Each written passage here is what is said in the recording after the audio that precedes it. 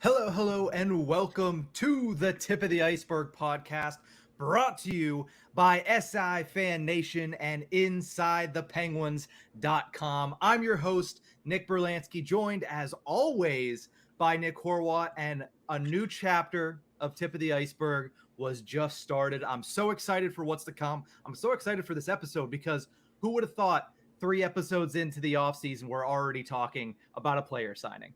A player signing, an awesome, fun new intro. That I totally forgot that we would have a new intro, and then that sound kicked, and I got happy because that was cool. It was smooth. You were ready for it, yet you weren't necessarily ready for it. And that new video intro is for everybody watching on YouTube at Inside the Penguins. So check us out there if you want to listen to that new cool video intro that Horwat was just mentioning. But we did discuss briefly there. We threw in there the fact that the Penguins made a player signing less than a week before after the end of the season, and all of a sudden, one of the biggest names on the docket is scratched off and already coming back to Pittsburgh. Bryan Rust signs a 6-year deal worth $5.125 million on an average annual value. Horwat, before we get into the nitty-gritty of this contract, what do you overall think of the Penguins and the job done here by Ron Hextall? Overall, this is a great little move here. It's not the most expensive. He could have gotten more elsewhere. Oh, for sure. But I genuinely, I think we discussed this last week a little bit. I still don't hate what Ron Hextall has done here. Mm-hmm. And this only adds to the good part of it because it's not a super expensive contract. It's longer, but a good length for a guy, like we mentioned before, over 30. Mm-hmm. And I mean, for what it's worth, Bryan Rust said he was looking for a contract that could help him and his family. That was his main focus. $5 million is going to help you and your family. Mm-hmm. So regardless, I think this is it's a good payday for Bryan. It's a good signing for Hextall. And hey, you know what? Ron Hextall was able to make a signing and still be here. Yeah, that is an interesting little caveat to this entire thing. But I think the main quote that we took from Penguins locker room cleanout day from Bryan Rust that really rings true at this point is, quote, "I'm not looking to rob anybody." Well, he certainly didn't do that because he is a 30-goal scoring talent that hasn't quite hit that mark yet. But at the same time, 6 more years, he's at the age of 30. That's going to carry him through the rest of his probably really good playing career. And at only a $5 million cap hit, when even Evolving Hockey on Twitter posted, we projected the average annual value of $7.99 million at a 6-year term. This is an amazingly team-friendly deal. And that's, I think, the best way to put it, that Bryan Rust took a really good deal to stay in the city of Pittsburgh. Do I have to say the best part of it, too? Yeah. I keep checking every day. There's no clauses on this. Yeah. None. Are you kidding me? He could be trade fodder in a year and a half if he's bad again. Gone. Yeah. It's not that hard. Someone will take him. Oh my goodness. And for the price, too, if the Penguins take half of that, you're getting Bryan Rust for $2.5 million. Like, not that the Penguins are going to want to trade him, right, but like for all of the people that are very worried about, hey, he'll be 36 at the end of this deal. What will the back half of this deal look like as far as his play on the ice? It's very easy to move a $5 million contract for a guy that has that type of pedigree. I mean, you don't have a pedigree where people are going to pay $8 million to get your services without, being good in the last half of a 6-year deal like this. This is, to me, and our friend State of Hoppy said, oh, it's a ground rule double in rebuttal to me saying this is a home run signing, but I will hammer it home. This is a home run signing for Ron Hextall. Ground rule double. That's good. No, this is absolutely a home run. Like I said, he's 30, so it's good that we didn't sign him for 8 years or 7, whatever those max contracts are. Yeah, we got him for 5.125 whenever Evolving Hockey was projecting something over 7 to 8. Yeah. No clauses. So really, like I said, if after year 3 or so, if we're like, you know what, we've had enough of it. Mm-hmm. Maybe there's a new GM. Gone. Easy. This isn't the Jeff Carter deal where it's he's locked here. We don't know what to do with it. No, it's if he is in one bout of inconsistency, that's long enough to be worrisome. All right, who wants him? We'll take a couple of picks. We'll take a a good, because you could get a good return for Bryan Rust. Let's just be honest. Oh my God. Yeah. Like there's a reason those projected numbers are so high. It's because there's a lot of interest league wide in the services of Bryan Rust, but he is staying in Pittsburgh. We don't have to worry about that in the offseason. He's coming off of a career year, 58 points, a new career high for him this year in 60 games played. He scored 24 goals, which was the second highest mark of his career, 3 shy of his career best in 2019-20, where he scored 27. He has a playoff acumen. We've called him Mr. Elimination Game for a reason. Huge against the Tampa Bay Lightning in Game 7 back in 2016. And the fact that he's a 2-time Stanley Cup champion. And there's a little bit of a tax on that as well when you hit the free market. So I think the Penguins, Ron Hextall specifically, and Bryan Rust, because this deal does not get done and does not look this good without Bryan Rust's love of the city of Pittsburgh and love of the Penguins organization. So all parties involved did a really good thing that's really going to help out the Pittsburgh Penguins here. Yeah, and you mentioned his career highs. I mean, the guy hasn't had a chance to play 82 games yet, really. I mean, if there's one drawback to Bryan Rust, it is his inconsistencies and his sometimes issues with staying healthy. But in that 1 year you're talking where he had the career high of 27 goals, he was perfectly healthy all that season, which was shut down for COVID. So give this man a chance to play north of 70 to 80 games, and we're going to see career high numbers if this pace continues. So it is a matter of keeping healthy and keeping consistent, and maybe that was a drawback to the big money that Hextall stole him of. Hextall probably looked at him and said, listen, you haven't played a full 82 yet. Granted, COVID year happens, but your inconsistency is a thing, and he struggles with injuries. So maybe there was a little leeway in Hextall's case, which, let's be fair, in negotiations like this, that stuff will get used. So he was able to use that to his advantage, bring him back for a hell of a price. And next steps are now the big dogs, because I'd say this is almost the barometer for what really is to come with the rest of our free agents.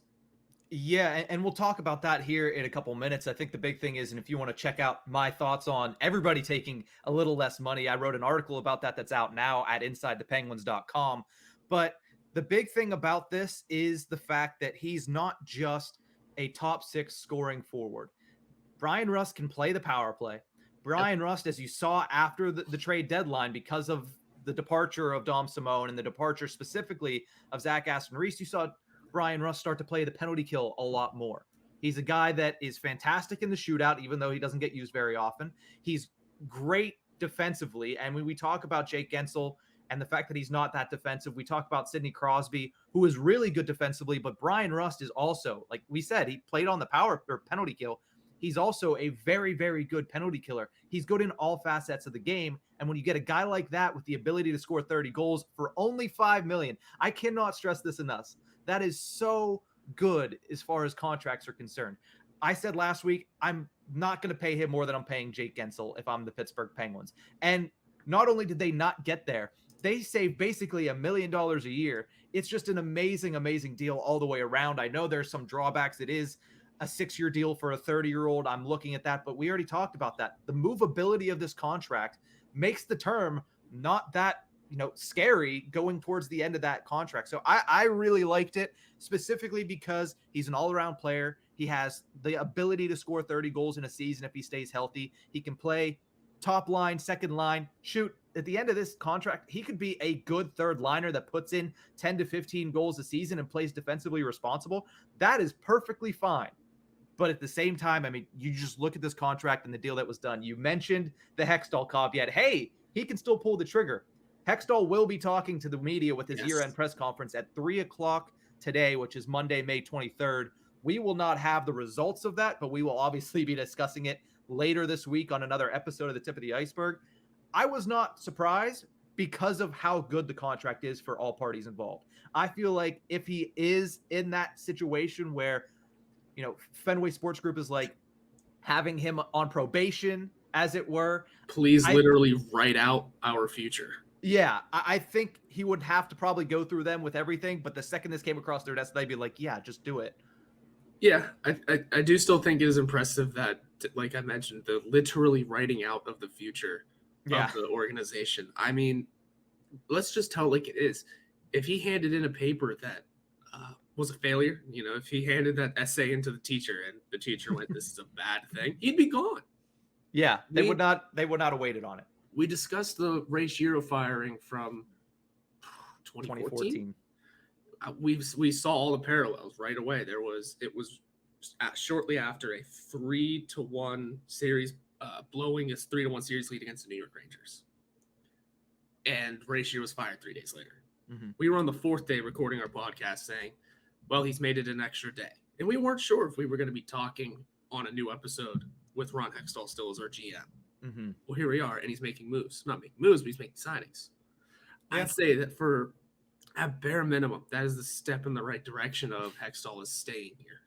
Mm-hmm. Because, things may have looked iffy, and there was some question marks around, hey, his love for Jeff Carter is going to get in the way of things. His not inability, but his staying put in a lot of situations and being too quiet, passive. Fronts, too passive. Yes, might get in the way of things. Well, he put the essay in. I guess they liked it enough to let him sign Bryan Rust for 6 years. Yeah.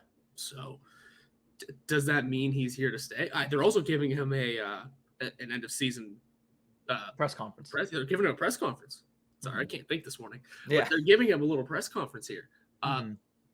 I mean, I don't think he'd get to the press conference, especially if he was gone.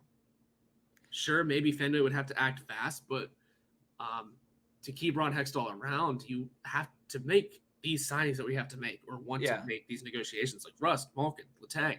Mm-hmm. We need someone in here now who's going to get those negotiations started. We would have probably not already seen it, but I think we may have already seen it had Hextall been out the door, because we would have to find the new GM, have him in here, and then the new negotiations would have to start. Yeah. We're giving Hextall his press conference. I think he's here.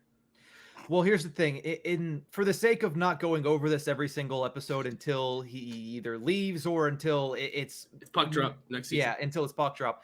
If he is not fired by, let's say, the end of the conference finals, then he's not going to go anywhere. And that's still pushing it. Like, I was thinking of saying, like, if he's not gone by the end of this week, he's probably not going anywhere. But at the same time, to give a little bit of leeway, because Fenway Sports Group, I don't know the pace at which they work, because I've never covered a team that they currently own, because I don't cover attention to the Red Sox. I never paid attention to Liverpool.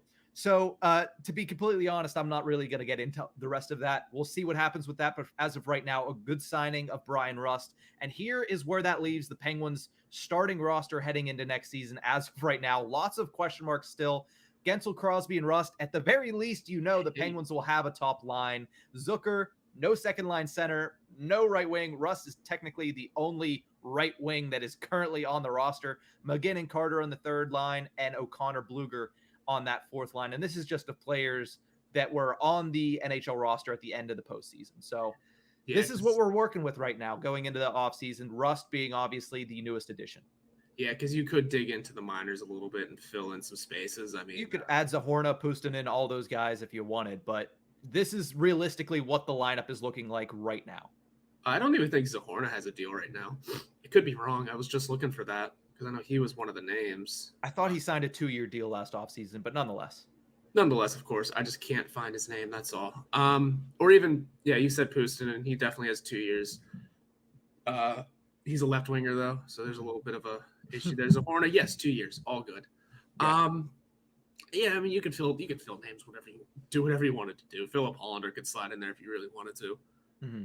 But I think for a future discussion is going to be what we do with some of these minor leaguers. That are they ready? We need some minor league experts to discuss with that. But the time is going to be soon for some of these names. I think that's for sure. And this lineup right now, hey, you know what? For what it's worth on the outset, it's not terrible. We know that the top line can produce. We know Jason Zucker wants so badly to produce. If he stays healthy and plays the way he did in the postseason, I'm very confident in Jason Zucker heading into next season. Maybe not at that cap hit, but again, you do what you can. Do what you can. He wants so badly to produce, and you just feel like one thing has to go right, and it's game over for everybody. McGinn is fine. Carter's fine, I guess. He's here. He's here. Yeah. Bluger, and we love Bluger. And then Drew O'Connor still needs to get his consistent playing time. So I don't hate this lineup so far. Is it a winner? Well, we got to see what the rest of those names are because that's about half the lineup, man. Yeah, it is. It's a lot of question marks still, and we already knew that heading into this offseason. Before we move on to our next segment, I got to ask you, who's next? Malkin, Raquel, Kapanen, Letang. If you had to pick one name, who is the next guy that we see get his deal done? That's so hard to tell. I think Heinen and Kapanen are harder because they're RFAs, and we could drag them all the way onto the deadline of RFA signings. Yeah. Just because we can do that. And especially with, I didn't read the story because I'm not subscribed to them, but did you read Taylor Haas's story on re-signing Kapanen? Was it just I did not. Okay, because I saw her say, I just saw the tweet headline that was like, guys, this is a good idea. And I think I started reading, because I'm not subscribed to him, so I started reading a couple comments, and someone had mentioned that, like, what's it called? Player minimum. I can't think this morning. His qualifying offer would be $850,000. Yes, and I went, yeah, no duh, that's what you do with him. Like, if he would take that. Yeah. The article that I wrote this morning, and not to give it away, has a number higher than that is more realistic for Kasperi Kapanen, but also on that type of show me deal, as you like to say. Yeah, absolutely. He's definitely not worth, what is he making now? Where is it? 3.2? No, it's going to be lower. It has to be lower. Mm-hmm. You can't offer him more than that. I wouldn't even offer him the same after that season. You give him a short show me contract of, let's say, I love the league, man. That's hysterical. But maybe like $1 million, $2 million. But yeah. I was just trying to read through comments because I'm not subscribed, and I saw someone mention league minimum, and I went, "Oh yeah, you offer him league minimum." That's probably what we did with Murray. Well, you can't offer less than that. So thank you so much, Captain Obvious. But either way, I think if there's anybody that's going to be next, it's going to be Malkin. I really do. So yeah, I think Malkin gets done next, just because he's already said so many times, like, listen, I have a family and I want what's best for them, but money's not an issue right now. Like, I'm a pretty rich guy, if we remember. That was the first thing he said the first time that he was asked about it. So I think that it's Malkin. But we're going to move on here, and let's move over to the back end, because the Pittsburgh Penguins kind of have a log jam when it comes to their defense right now. The only free agent is Chris Letang, and we just had the graphic up. So if you follow us on YouTube, here's the graphic of the defense. Looks like it's pretty filled out comparatively to the forward side. Dumoulin with nobody on the right side. That was Chris Letang. He is currently an unrestricted free agent. Marcus Pettersson, Marino is the second pairing. Mike Matheson, Ruhwedel is the third pairing. The big thing about all of this, 4 of those 5 guys signed get paid over $4 million against the cap. Horwat, first and foremost, everybody wants to see Chris Letang back, but does a defenseman need to be traded in order for that to happen? I think so. Looking at the amount of money we're spending on defensemen and how many of them are locked up to next season, I think it's perfectly okay to ship one off. I'm not going to say a name quite yet, but it's okay to ship one off and maybe get a forward back, maybe get a draft pick or 2 back, because you also forgot to mention Nathan Beaulieu, but that's okay. Because he's a free agent. Yeah, exactly. Because we have Mark Friedman floating around. We have young, again, minor league defensemen who could come up and play. We have Juuso Riikola, who's going to be a free agent again. I just think he's going to Europe, though. His time is done. Yeah. It's the Chris Letang, between Malkin and Letang. Yeah, Letang's going to be harder to replace. Mm-hmm. But I think you just have to move someone in order to, A, re-sign Chris Letang, or B, really fill out this defense, because for as good and consistent as it was for a little while last season, you still feel like changes have to be made, right? They have to be done. It's good to see John Marino picked his game up in the postseason last year, because he's going to be around for a long time. Mm-hmm. And, I mean, Dumoulin, we love you, but it's modified, no trade. It's hard. It's hard to ship him out. Do you really want to start next season with 2 brand new first-line defensemen? Well, here's the thing that I'm looking at. I think if they want to bring back Chris Letang, they probably have to get rid of one of these guys. And by these guys, I mean the 4 guys making over $4 million right now on the back end. Yeah. And you mentioned the Penguins were good defensively last year. They finished 5th in goals allowed per games played, 14th in shots allowed per games played. So that there's a little bit of a discrepancy there that the goaltenders kind of picked them up a little bit. But 8th in high danger chances for percentage. I know part of that is also the forwards and their ability to play on both ends of the puck. But this defense was not god awful last year. They were not the best defense, certainly not for the price that you're paying. But I do really feel like I didn't think about it until early last week. I was having a discussion with our friend Doug Gladkey. And honestly, with only 1 year left for Brian Dumoulin at $4.1 million, that's probably the guy you get rid of. Also because his play has been declining a lot recently.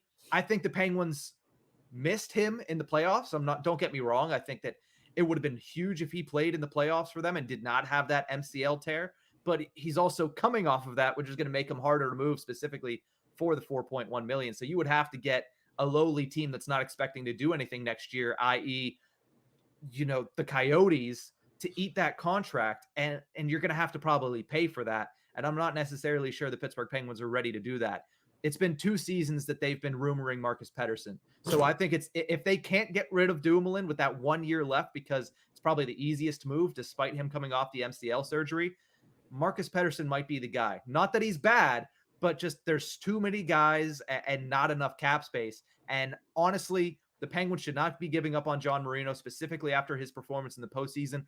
And even though Mike Matheson has 4 more years at almost $5 million, the highest cap hit of all 4 of these guys, he's your best guy back there right there. Yeah. He's your best puck mover. And if Letang does not come back, he is your number 1 power play defenseman. Which, honestly, there were some points during the playoffs, especially because we just kept giving up shorthanded breaks. I wanted to see it anyway, even with Letang on the team. I think we've been talking for years before me and you met. I think we've been talking about how bad the Penguins power play can be. And a lot of it can stem from the blue line. Because we're giving up these shorthanded breaks. Why not take Letang off the top unit just because someone might be a touch better? I think it was back when we had Niskanen, I was thinking of this. Like, Matt Niskanen can rifle it. Yeah. Give him the shot on the top unit over Letang and just see what happens. What's the worst that can happen? You piss off a star? What's the best that can happen? 2017 playoffs, Justin Schultz. Exactly. When Letang was out. Exactly. Letang isn't, as much as we do love Chris Letang, and he is a power play performer, don't get me wrong. I don't know if it's first line anymore. If it is, fine. But why not give Mike Matheson a try up there? Why not? Yeah. And another thing about shipping off Pettersson, if you do it, you got to do it now, because guess what kicks in next season? Modified no trade. You know how many of these defensemen have it? A lot of them. A lot of them. We know Letang has one, but his contract is up. Matheson, we know, has one. Somehow we got him with one. Yeah. Brian Dumoulin is on one. I mentioned that. That's going to be a little harder to move. John Marino has one that kicks in a couple seasons. And then then Pettersson is next season. Yeah, but again, I'm not touching John Marino this offseason. Right. You're not, but I'm just listing off all the clauses we have on our defensive core because it's quite a lot. And that was a big part of why I liked the Rust deal. There weren't any. So it's you're right. It is a logjam. I think someone's going to have to get moved here because we have guys in the minors that could be pushing their time, getting ready. I'm glad you mentioned that because the next thing I want to discuss is P.O. Joseph. I mean, that the guy that wasn't on the graphic that I put up there already was Mark Friedman, who just signed a new contract in the middle of last season as well. Which, cool, like that. Yeah, he's a really good 6th or 7th option, but he's not a guy that you want in your top 4 just because he hasn't proven that yet. He might have that ability, but he hasn't been given that opportunity, and I'm not sure he's going to jump anybody else on this list to get that opportunity. Somebody that might, though, is P.O. Joseph. Is it a disappointment to you, Horwat, if P.O. Joseph is not in the opening night lineup for the Pittsburgh Penguins next season? I think I would have said yes last year. But seeing the logjam we have and just how set in his ways Ron Hextall might be, I don't think I'd be disappointed. I just obviously want to see it, but it's also the opening night roster.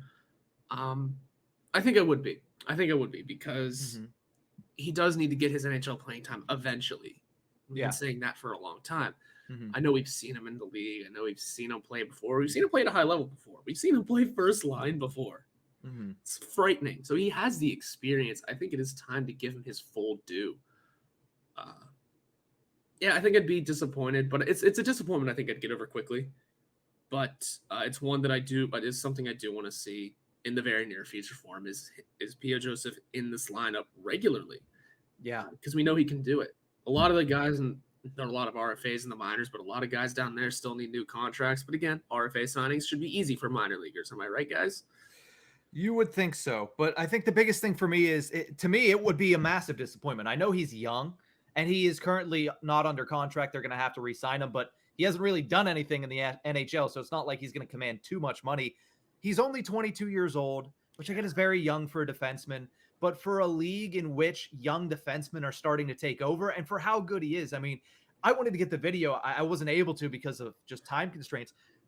Chris Letang mentioned him and brought him up in his end of season press conference without being prompted at all. He said, there's a lot of good young guys here like P.O. Joseph who are going to need to start making an impact soon. And that's nothing against P.O. Joseph because he's been great in the minor leagues. He was good, as you mentioned, in the times we saw him in the NHL. He only played 4 games for the Pittsburgh Penguins last year at the NHL level. 0 points, but in a small sample size, 63.95 expected goals percentage at 5-on-5. That is fantastic in a small sample size. 13-10 in high danger chances for, and that's while being deployed as the third pairing defenseman alongside a guy like Chad Ruhwedel, who's been great, but again, not where P.O. Joseph is normally going to be deployed if he's a full-timer in the National Hockey League. So I would be very disappointed if P.O. Joseph is not on that opening day roster. Like I said, I'm not going to sit there and sulk about it if he's not, but we saw it last season. The opening night roster is for experimentation of young guys. I would like to see Drew O'Connor, Valtteri Puustinen, and P.O. Joseph make that roster despite whoever the Penguins bring in, because one, they need to see what they have in these guys. These guys have all played in the NHL, Puustinen only 1 game, but all have that ability and haven't been given the opportunity. I want to see all 3 of them get that opportunity at the beginning of next season, specifically POJ.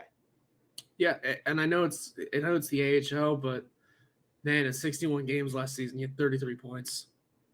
He had 5 points in 6 games in the postseason.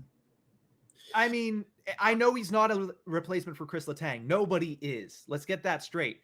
But that's pretty close to the next best thing, especially when he's only 22 years old. And a defenseman, mind you. This is in the AHL, yes. But it's a defenseman putting up points.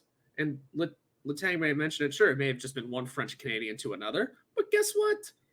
That is your top defenseman of all time in your franchise, putting his faith into someone else. Mm-hmm. That's impressive. And what's interesting is that he, like you mentioned, he's 22. I can remember going to the rookie camp last season and seeing 2 other defensemen that I thought really could have a chance in the NHL. They're both 2 and 3 years older than him. Yeah. So their chances is much slimmer in Cam Lee, who's 25, and Will Riley, who's 24. But still, I think P.O. Joseph still jumps over both of those guys, despite them being older. Would I like to see all 3 of those names here playing in the NHL eventually? Sure, absolutely. But slim pickings on defense, especially now. Yeah. If someone's got to go, it's going to be P.O. Joseph to me. So the more we discuss it, the more upset I'm going to be if he's not in the opening night roster. So way to talk me into it. It's his time. Yeah. And now here's the big thing. I'll bring that graphic up once again. When you look at this defense, like I said, there's not much going on. Let's assume, not that we know anything, let's assume that Chris Letang doesn't come back. How do you install P.O. Joseph into this lineup if all things are the same right now, plus a P.O. Joseph? Gosh, it's tough. It is, because, I mean, you know what? Maybe you do give John Moreno that top spot because, I mean, he's here the longest. He seemed to prove to be pretty decent. Maybe with that sort of pressure, things really turn around. Mm-hmm. But Chad, oh man, see, it gets hard. Maybe is I can't believe I've had all this up and haven't looked. Is P.O. right, left shot, or left defense? Okay. Yeah. Man, a move has to be made still. I mean, yes, but here's what I would think. I would put Dumoulin Marino as your top pairing. Yeah. I would probably put Matheson with Pettersson and make one of them play on their offside. Yeah. And make that your third pairing. I think. Okay. Is that what I'm thinking? I don't remember. I had it mapped out in my head. I should have wrote it down. But I think it is definitely Dumoulin, Marino, possibly Matheson, Joseph on the second pairing. That's what I had. Matheson, Joseph on the second pairing, and then Pettersson, Ruhwedel is your third pairing. I was going to put Pettersson and Joseph together, but the one big knock on P.O. Joseph is that he's not filled out enough and he can't get people out of the net front, and neither can Pettersson. So you don't want those two guys on the same pairing, leaving that net front that wide open. So that's what I have. Sorry, I kind of just talked through it right out onto the podcast. But Dumoulin, Marino, Matheson, and Joseph, Pettersson, and Ruhwedel, that's my defense core. All things considered if Joseph signs and Letang doesn't. And that's totally fair. I like that one too. Again, it's such a logjam you need. It still feels like a move needs to be made somewhere here. Mm-hmm. Damn. It's so locked up right now. It is. It's why we called it a logjam. I mean, there's so many guys in there, and like we mentioned earlier, 4 of them are getting paid more than $4 million. Ruhwedel just got a new contract for 2 years. Friedman just got a new contract for 2 years. These guys are all signed for a long time. Mm-hmm. The one missing piece, obviously, you need to re-sign P.O. Joseph, but the missing piece is Chris Letang, and that's what this defense was built around. That's why I think if Letang goes somewhere else, that much remains to be seen. But if Letang goes somewhere else, you're going to see a lot more changes because this defense was built to be built around a guy like Chris Letang. Yeah. Yeah. I think there's a lot of discussion to be had for who could replace him too. Saw a lot of people bagging on John Klingberg. Yeah. You know what? No, I don't want him. All right. It's discussion for another day. It is a discussion for another day, but I just think that, like, if you're going to lose Chris Letang, you need to change defensive strategies. You cannot roll out the same strategy on defense because nobody else is going to take those minutes that Letang did in every situation. Top power play unit, top penalty kill unit, top line, played 27 minutes a night. I already mentioned it. It's a little higher in my things here. Chris Letang had what, 4th in the National Hockey League in ice time. I'm remembering now that that's in my article and not in my notes here. But he's 4th in the National League in ice time this year. Not just defensemen, among all skaters. So you're not going to get a guy that's going to replace him, specifically not for less than you would have signed Letang for. So that's just a pipe dream. Yeah, you're right. But, I mean, when you need options, you need options. I just don't know who else could fit. But, hey, you know what? That's why he's going to be the harder one to replace. Yeah. It's going to make it's much more difficult to replace Letang than anybody left. Yeah, it is. I mean, it's hard to get a second line center. I understand that. And it's hard to replace a guy that, emotionally does what Evgeny Malkin does for Pittsburgh Penguins fans. But at the same time, the way that Letang has played and the level at which he's played and the way that the entire position is built around him on this roster, it makes it that much harder for him more than a guy like Malkin, where you're going to have to overpay probably, but you can get a second line center and it's not going to be the same. I understand that, but still that Letang stuff is hard to replace and it's impossible. I don't know why I'm saying hard. It's impossible. It kind of is. And you mentioned the Malkin thing. There's a decent amount of high level forwards in the open market this year. Trades are always possible. Things can happen. Penguins could sign Claude Giroux, I said high level. Chill. He's medium level on a paper tiger right now in the Florida Panthers. But let's finish off this show with our weekly Pens poll, as we always do. Even though new platform, same old stuff, we're doing that weekly Pens poll. Which of the Pens' big 3 will return alongside Sidney Crosby next season? A lot of people in Pittsburgh Penguins land say, you know what, we just discussed replacing Chris Letang. That's probably what they're going to have to do. 36% of the vote goes to just Malkin being returned to the Pittsburgh Penguins. Both Letang and Malkin, I don't know why I put but both Letang and Malkin, 33%, right underneath that. So there is hope that both of them will return still. Just Letang, 25%, and only 6% of people think that neither of the 2 stars will return. So I think both of us are in agreement that Malkin is probably the guy that is most definitely coming back. Letang is the one with more question marks. I like that the lowest percentage here was that both are gone. Yet that's the crowd that's the only crowd you hear from. Because everyone that the anyone perfect representation of Twitter. I've talked to people in person that think they're both gone. Like, yeah, it's funny that the lowest percentage here seems to be the loudest percentage out of this, because everyone seems to think they're both gone. It seems anyway.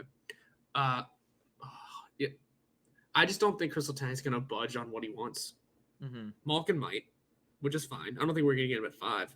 That rumored $5 million contract offer for both of them. My goodness. No. Yeah. I get. I said call Malkin's bluff. You didn't have to listen to me. I mean, don't get me wrong. Again, Malkin, like I said, is going to be way more lenient anyway. I feel like so you could start Malkin off with 5 and be like, let's go from there, figure it out from there. But Tang might actually look at that as an insult and be like, all right, now we see what we are about. Yeah. So I think, if anything, my best guess on this poll would be just Malkin, just because I don't see Letang budging, and I look at Malkin as a priority anyway. So it hurts because that's the harder one to replace. Are there names in mind? I had one particularly just because it's been the one thrown around, and genuinely, I think he wouldn't be bad if we really needed the guy there. And I don't know. I also don't. I know Lemieux is minority owner. Yeah. But I still think he's going to have some say in the Malkin situation, just because he said before he watched Yager leave. I'm going to keep saying this until Malkin leaves. He watched Yager leave. He's not going to let it happen again, regardless of age or ability. So settle in, guys. If Malkin is bad next year and old, he's stuck here, I think, because Lemieux's not going to let him go. Now, I know hockey players are very superstitious. They really like having their contract numbers in their contracts. They like having their jersey numbers in their contracts. It's such a weird thing now, and I don't like it. Does Evgeny Malkin go for $7.1 million, and is that a deal that you would be okay with him signing? That's a $2.4 million discount on what he's been making for the last decade. You know, yeah, I think so. I don't hate that. 3 years, 7.1. That sounds decent. I mean, like, what's he genuinely worth? We need Evolving Hockey on this. What's he actually going to be worth? I don't subscribe to Evolving Hockey. I tried to look it up and they're like subscribers only, but I was like, I'm poor. I can't do that. But I guess I'll make my own metrics, I guess. So that's honestly, that's far and away. That's probably not going to happen. But 3 years is what he's looking for. $7.1 million. He was over a point per game. Even though he's aging, I think that's a really good deal. You probably have to give him a no move clause, because I'm sure that's what he wants. Yeah. Or at least promise that he's not going to be moved. But the guy was, again, over a point per game coming off of a knee surgery. Yeah. He's going to be able to have the entire offseason off and not be rehabbing a surgery, rehabbing an injury. So honestly, if you sign that deal, that's great for the Penguins. That $2.4 million, we already saw Rust went up, I believe, what was it? 1.6. So you'd still have another 800,000 there. You can go sign another league minimum player for that. Yeah, you could, or bring someone up, and then you can save money in other areas as well. Yeah, I like 7.1. Looking at it now, if you really wanted to hide it, you can make the cap hit 7 just to make it easy, and then figure out that other 0.1 and salary stuff. I don't know. Contracts are weird, but it's easy enough to make a 7.1 contract offer for Malkin. I like it. It is it is very weird seeing people do that contract jersey number thing. Sid started it, but his made sense. Well, his was what, 8.7 per year, $87 million total, because it was 10 years. Yeah, and that was a massive deal at the time. Yeah, and now look at him. Yeah, I gotta see where his salary ranks in the National Hockey League, because it's probably might be outside the top 20 at this point.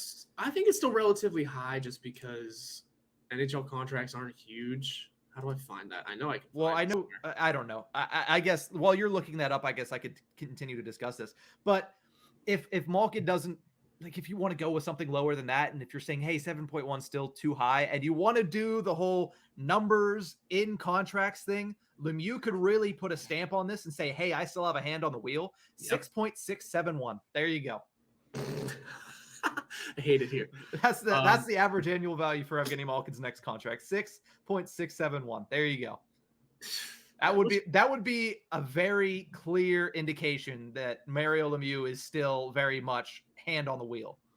And you know what? And that would just be a big old middle finger to a lot of people that want Malkin gone. Yeah. For those wondering, Sidney Crosby is the 30th highest contract in the league per year, at least, in cap hit. Oh, that's right. Because I'm thinking like PK Subban made $9 million last year. Like I'm forgetting people like that. They're 30th. 28th. Yep. That's ridiculous. Mark ridiculous. Stone's 18th because we forgot he signed a giant deal. Evgeny Malkin 15. Yeah. But I mean, like we said, his is up. I mean, let's just genuinely talk about, like, if we're talking Carlson and Burns and Taves and Kane. Yeah, because you could run stuff down this list and ask how many of these are bad deals. You go Connor McDavid, Artemi Panarin, Austin Matthews. Yes, good. Oh, okay. Good. I thought you were saying they were bad. I was like, Connor McDavid has more. He's just ridiculous in the playoffs right now. That is the greatest contract, no matter how much he plays. I was listening off the top 3 because those are all good. Then you get to 4, Erik Karlsson. 5, John Tavares. I mean, it's high. Yeah. And then Drew Doughty. Again, it's high. Yeah. Mitch Marner. Okay. Jonathan Taves, Patrick Kane. Well, Kane's still good. Taves is not what he was when he signed that. And that's just the top 9 because then Carey Price is 10th. So, yeah. A lot of those contracts signed back in 2012 to 2014, not looking fantastic as of right now. And some of them signed after that, not looking fantastic either. But that's going to do it for this episode of the Tip of the Ice-Burgh podcast. First episode in the books for SI Fan Nation and InsideThePenguins.com. We will be back on Thursday with a new episode. Definitely going to be paying attention to the press conference coming up at 3 p.m. Eastern here with Ron Hextall's end of the season press conference. But that's going to do it for this episode. Check out the video on YouTube. Check out everything we got going on. And if you want more of our opinions, go to InsideThePenguins.com for exclusive articles by both me, Nick, our friend Jake, and our friend Noah as well. That's going to do it. We'll see you guys on Thursday. Have a great week, Pens fans.